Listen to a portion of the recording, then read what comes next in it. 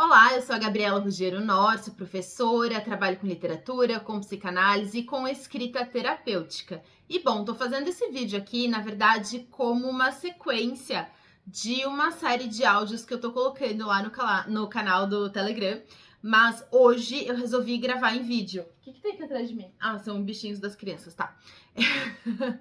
Não era planejado que esses bichinhos estivessem aí. Também não era planejado fazer este vídeo hoje, mas apareceu essa oportunidade de um tempinho aqui. E aí eu resolvi, então, quer saber? Eu vou fazer um vídeo dessa vez, em vez de só gravar o áudio. Coloco lá o vídeo. Quem quiser só ouvir, escuta. Quem quiser ver, também pode ver. Sobre o que é esse vídeo, então, sobre o que tem sido esses áudios. Bom, é uma sequência ainda tímida, mas que aos poucos vai ganhando corpo de áudios sobre escrita terapêutica.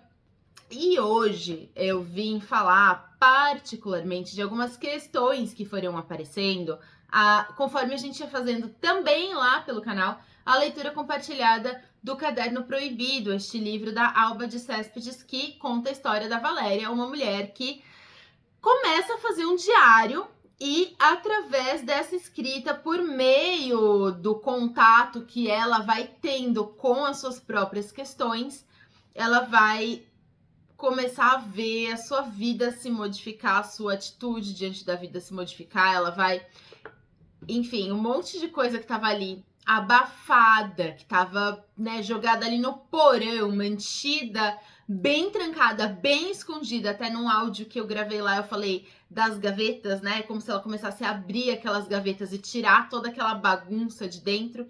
Ela vai, então, experimentando um certo desassossego, um incômodo, e tudo isso se dá a partir da escrita de diário, a partir desse caderno, que é proibido, porque é um gesto transgressor. Essa mulher, naquela época, vir a se conhecer dessa maneira e questionar da maneira como ela começa a questionar, não só a moral que, sobre a qual ela construiu toda a vida dela, mas também o estado de vida, que ela leva, como que é o casamento dela, como que é a relação dela com os filhos, enfim, tem um monte de coisa que vai se desenrolando, então, a partir dessa escrita. Então, um dia, ali no Instagram, eu fiz uma sequenciazinha de stories em que eu postei primeiro, o fato de a Valéria ter medo de morrer e não ter tempo de destruir o caderno antes de morrer, então todo mundo saberia. Então a gente já vê que essa escrita,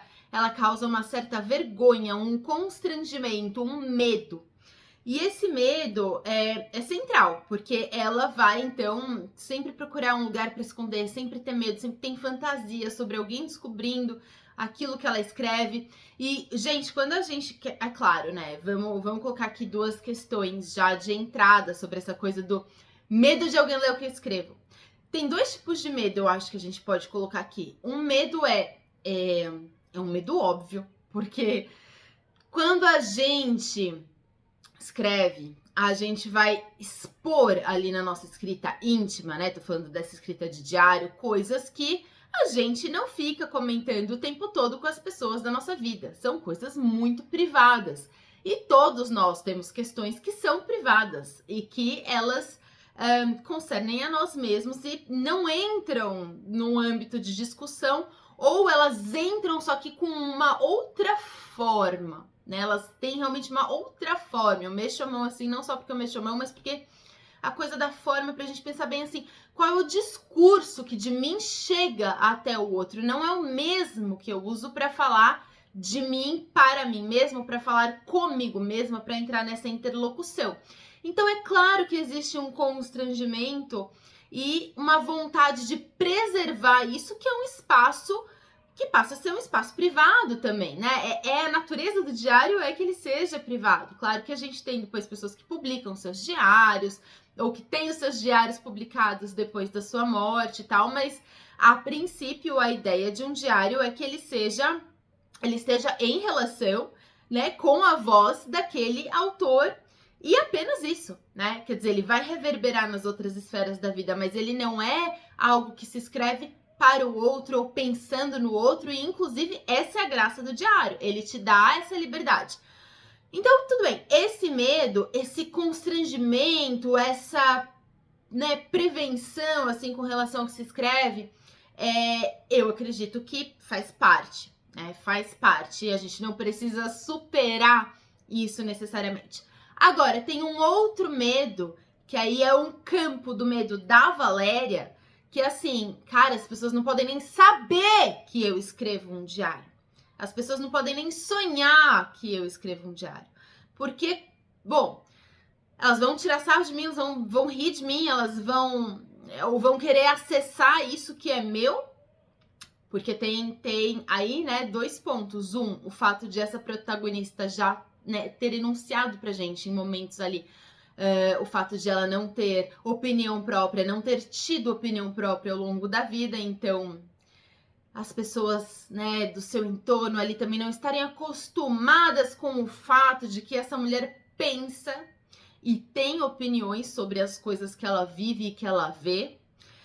E uma outra coisa é este acesso. E aí entra uma questão da mãe, né, da esposa também, mas muito da mãe.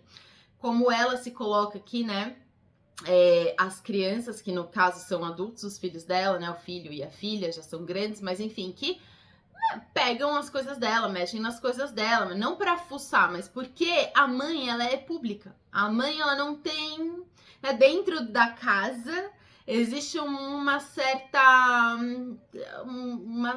falta de limite com relação àquilo que é da mãe, que é da mulher, né, que é do indivíduo, que é da Valéria. Essa Valéria que ela encontra só no caderno. Porque essa Valéria, e ela diz isso com todas as letras, né? É uma Valéria que foi sendo substituída. Essa identidade, ela foi se moldando ao longo da vida adulta em torno da identidade de esposa e mãe. A gente sabe que até mesmo o marido dela a chama de mãe e que isso é um incômodo, porque a Valéria simplesmente se perdeu. Ninguém mais sabe onde está a Valéria, né? Nem as amigas a chamam de Valéria, porque tem umas conhecidas lá que chamam ela pelo apelido da escola, a mãe chama ela de bebê ou de filhinha, enfim, tem alguma coisa bem infantil aí que a mãe usa para falar com ela, e o marido chama ela de mamãe. Então, assim, cadê Valéria? Valéria está só no caderno. Mas esse medo, né, de, cara, não podem nem saber, é que assim... Claro, vão querer acessar, porque não causa muita estranheza imaginar que aquela mulher possa ter algum tipo de interesse, de prática, de algum universo que esteja ali fora desse domínio familiar, doméstico, em que tudo... Né, eu quero um casaco da minha mãe, eu vou lá, abro o armário e pego. Eu quero que minha mãe faça alguma coisa pra mim, eu vou lá e peço, independente de como ela esteja usando o tempo dela, o que ela tá fazendo ou não. Então, assim, o corpo também, né?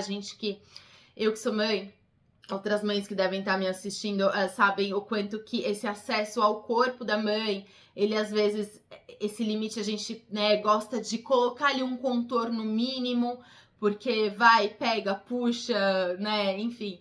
Então é isso que ela vive, né? Só que ela vive isso já num desenho de casamento, de família, em que é esperado que ela abra mão da Valéria, abra mão de tudo que diz respeito a ela como uma pessoa, né? E que ela realmente encarne esses papéis, essas funções ali de maneira total, né? Então ela tem esse outro medo, e esse outro medo, então, agora que eu dei todo esse contexto, né? Qual é esse outro medo? É porque existe algo de muito diferente, de muito... que tensiona demais aquela vida que ela vive, aquela aparência que ela demonstra, né, diante dos outros, que ela tem diante dos outros, e aquilo que ela vive no íntimo dela. Quanto maior essa distância, maior o medo de ser lida. No caso, né, de um diário, claro. Porque uma coisa é, de repente, vamos lá pegar a Joana, que é sempre o nome que eu pego para dar os exemplos. Uma coisa é, Joana, não abrir tudo de si para todo mundo, porque ninguém faz isso, a gente nem consegue fazer isso. E aí ela ter ali um certo, né, um medinho, né? Não vou esconder o meu diário, as 7 chaves embaixo do arroz, não vou fazer isso, mas também não vou deixar o negócio aberto, escancarado, porque assim, né? Também isso aqui é meu, isso aqui diz respeito a mim. São uns pensamentos ali, umas elaborações, umas coisas e tal, mas que se alguém lesse, imaginando, se alguém lesse, claro, podia ter algum grau de estranheza, podia ter alguma coisa, mas assim, tá, ok, é a Joana e as coisas da Joana. Agora, se a gente pega o que Valéria vive, a gente tem uma divisão muito grande. Uma divisão muito grande entre a vida, né, que está sendo vivida aos olhos dos outros e o que está transcorrendo, assim, nesse íntimo. A gente tem um fosso. E quanto mais ela escreve, mais esse fosso vai se abrindo. E aí este medo, claro que fica maior, porque é simplesmente tudo que está em jogo.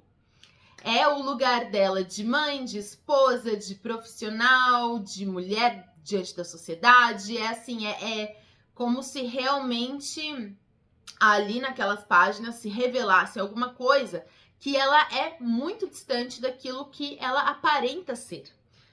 Então, claro, daí este medo. Então, quanto maior essa distância, maior o medo de ser lida. O que ela vai, né, voltando aqui porque eu tinha postado nos stories, o que ela vai acessar por meio dessa escrita? As coisas que a gente não gosta de pensar a respeito, que são tudo aquilo que na nossa vida nos lembra das nossas ambivalências, das nossas contradições, das nossas incoerências, das nossas frustrações. Então, assim, todas aquelas verdades íntimas que vêm contar pra gente que esse esforço de coerência que a gente imprime, né, no dia a dia, ele é realmente um esforço, mas a gente guarda aqui as nossas ambivalências. Então, eu posso ter, né, sentimentos conflitantes em torno de uma coisa, de uma pessoa, de um objeto, de uma questão da minha vida, né? Contradições, eu posso pensar de um jeito comigo mesma e agir de outro jeito.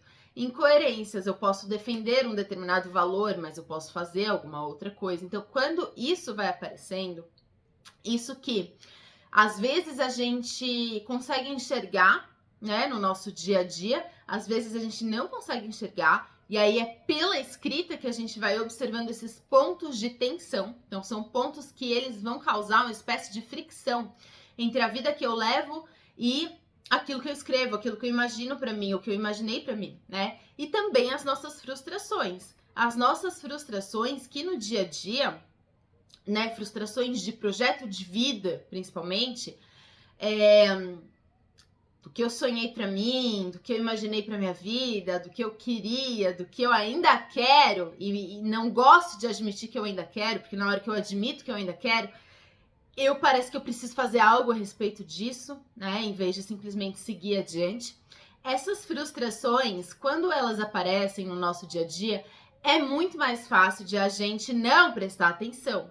Primeiro porque esse tipo de atenção, ele gera um incômodo, ele gera uma perturbação que faz com que a gente se desorganize. E muitas vezes na nossa vida cotidiana a gente não pode se dar o luxo de se desorganizar desse jeito. Quer dizer, eu preciso ir, né, enfim, fazendo minhas coisas e vou seguindo aí neste automático. E quando me vem esse pensamento do tipo, vamos por aí, grandes questões da vida de uma pessoa, né? Costumam girar em torno disso. Ter ou não ter filhos, estar ou não estar, casada, casado, comprometido, comprometida, morar numa cidade ou na outra, num país ou no outro, uma determinada profissão, um trabalho ou um modo de se trabalhar aquilo, uma questão de dinheiro, enfim, uma outra questão de relacionamento dentro da família ou de uma relação mais íntima.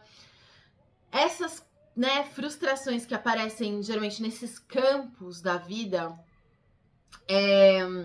quando a gente escreve, é difícil, né, de a gente fugir da mesma forma como a gente foge quando a gente tá, né, vivendo ali o nosso dia a dia e de vez em quando a gente tem um questionamento ou a gente nem chega a formular o questionamento, a gente só sente um certo, ai, né, uma coisa assim, meio um saco cheio, não sei, ou um incômodo com alguma coisa, mas a gente não chega a formular exatamente o que seria aquilo, porque justamente a gente está sendo convocada a agir, né, em prol disso, para sustentar isso, que a gente nem sabe se quer sustentar, mas a gente fica sendo convocado, então a gente vai. Quando a gente escreve, a gente acaba entrando em contato com isso. E qual que é o perigo disso, né? Qual que é o perigo dessa escrita? O perigo disso é que, se eu questionar, se eu conseguir fazer a pergunta, se eu conseguir chegar na resposta, aí eu te dou um troféu, né? Porque isso é o mais difícil. Mas se eu conseguir formular a pergunta, o que já é muita coisa, se eu conseguir me dar conta disso que me incomoda, ou disso que, né, tá me cutucando aqui, eu coloco em questão, geralmente, a minha vida inteira, né? Ah, não, mas não é assim, minha questão é muito pontual. Sim, sua questão pode ser muito pontual, mas quando é uma questão que gira em torno disso que eu chamei de projeto de vida, ou modo de se viver, ou como eu estou vivendo a minha vida neste dia de hoje, com a idade de hoje, né? Considerando em retrospectiva o que eu já vivi, o que eu tenho pela frente, quando eu, né, entro nesse momento de uma reflexão existencial, é muito difícil eu mexer numa coisa na minha vida sem que eu afete as outras. É muito difícil. Eu diria que é impossível a gente fazer isso, né? E eu acho que isso age para algo bom, né? Geralmente, quando a gente começa a implementar pequenas mudanças e coisas que a gente deseja fazer, ou a gente consegue avançar ou fazer um movimento em alguma coisa, em alguma área, em alguma coisa pequenininha, aquele micromovimento ali já vai repercutir no todo. E é disso que a gente tem medo, né? É disso que a gente tem medo. Porque no fundo, a gente sabe que quando a gente se questiona, né, o questionamento, ele tem duas faces, né? O questionamento sobre as frustrações da vida, ele tem duas faces. Por um lado, ele tem algo que é do tipo assim, eu não consegui, ou eu não estou conseguindo, ou eu não fiz, ou não estou vivendo, né? Tem uma negativa ali que é o que causa frustração. Mas tem um outro lado, uma outra face dessa frustração, que é um encaminhamento de uma potência. Que é assim, cara, mas eu posso ainda, ou eu podia, mas tudo bem, talvez não seja isso, mas tem algo ali. Quer dizer, é como se eu, por um lado, apostasse em mim mesma, né? Tem algum lado que aposta, tem algum lado que quer pagar para ver o que poderia acontecer. E a gente tem medo disso, né? Então isso, é claro que quando surge no nosso dia a dia, a gente tende a descartar, porque isso é um terremoto, né? Eu ia sacudir a mesa aqui, mas achei que era melhor não. Isso causa uma espécie de terremoto interno e que a gente não quer, porque, cara, a gente tem que fazer as coisas, né? E a gente tem que seguir em frente com todos esses compromissos que a gente já colocou aí na nossa agenda. Então, quando a gente vai questionar pela escrita, essa fuga, ela não é tão simples assim. Tanto por aquilo que eu já falei naquele áudio no canal, que é a ideia de que eu preciso na escrita, o tempo da escrita é outro, né? Então eu fico com um pensamento até terminar essa transcrição, não é a mesma coisa do que a sensação de um pensamento que ele passa por mim e que ele pode ir embora. E que é fácil de afugentar esse pensamento ou me distrair com outra coisa. Na escrita, eu acabo tendo que permanecer um pouco mais de tempo com aquilo que eu tô escrevendo. Então, tem isso. Mas tem também a coisa de a gente sair desse automático. Né? Então, sair desse automático e abrir esse campo, esse momento da escrita, esse confidente, que passa a ser o diário, né? Como no caso aqui da Valéria. E ali eu consegui encontrar um suporte possível para isso que eu não consigo abrir, né, para as pessoas ao meu redor, porque isso ameaça todo o estado de coisas como elas são no momento. Mas o diário não ameaça. A escrita entende que ela ameaça e não ameaça ao mesmo tempo, entende que ela é um ponto de apoio, é por onde você pode, né, se salvar e voltar a se construir, ou começar a se construir, continuar, né, na verdade, a gente sempre continua, a gente nunca tá saindo do zero, a gente não sai do zero nem quando a gente nasce, a gente já nasce com um monte de coisa, né, então, assim, não existe do zero, mas ok, vocês entenderam o que eu quis dizer. A escrita é tanto o ponto que suporta isso, que aguenta isso, porque eu não sei se vocês já repararam, mas as pessoas têm muita dificuldade em lidar com a dor, com o sofrimento, com a frustração do outro.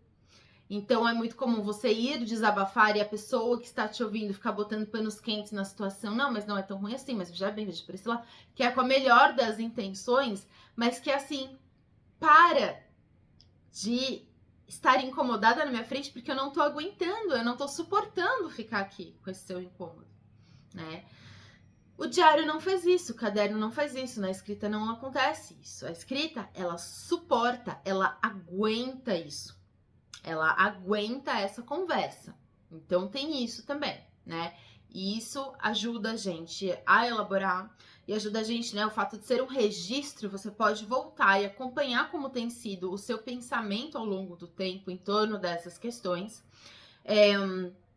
Mas ela também, ela ameaça e não ameaça, né? Então, onde que ela ameaça? Ameaça porque você pode, assim como Valéria, começar a questionar coisas que estão dadas, que estão fixas para você. E isso pode te levar, enfim, a se arriscar por outros caminhos, que pode, né, resultar em algo bom ou não. A gente não sabe, é uma aposta. Ela ameaça, então, porque ela coloca em jogo, coloca em xeque o estado de coisas. Mas ela não ameaça porque ela é segura.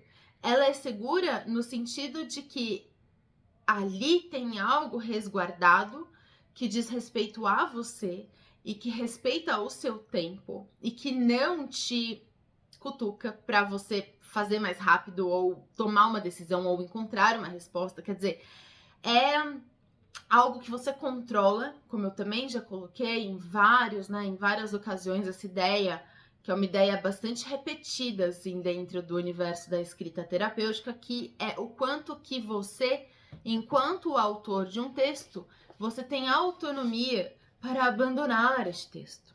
Então, assim, você pode começar a escrever e de repente falar, cara, por hoje já deu, não aguento mais, não dou mais conta de escrever isso, né? E deixar isso de lado um pouquinho.